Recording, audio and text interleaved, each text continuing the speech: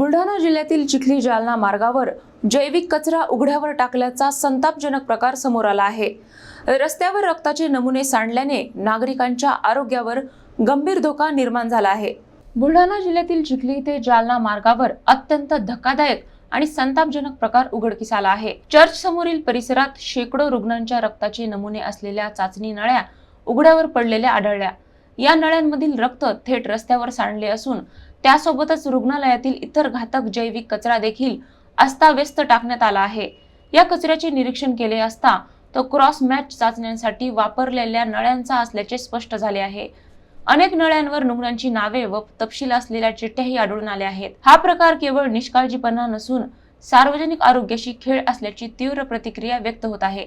दररोज हजारो नागरिक या मार्गावरून प्रवास करतात। वाहनांच्या चाकाखाली काचेच्या नळ्या फुटून रक्त रस्त्यावर पसरत असल्याने संसर्गजन्य आजार पसरण्याची भीती वाढली आहे। या गंभीर प्रकाराकडे प्रशासनाचे पूर्ण दुर्लक्ष असल्याचे दिसत असून संबंधित रुग्णालय किंवा लॅबचा शोध घेत तातडीने कठोर कारवाई करण्याची मागणी नागरिकांकडून जोर धरत आहे।